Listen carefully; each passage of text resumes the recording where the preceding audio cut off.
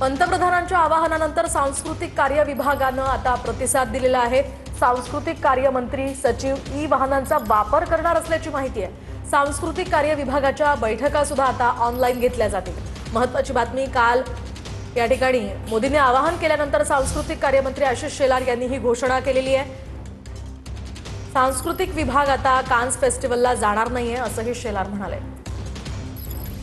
मी तर या ठिकाणी आज सांगतो की आमच्या विभागाकडून त्या ठिकाणी कान फिल्म फेस्टिवलला जाणाऱ्या सर्व अधिकारी माझ्यासहित सगळ्यांनी जाऊ नये हा निर्णय आम्ही घेतलाय।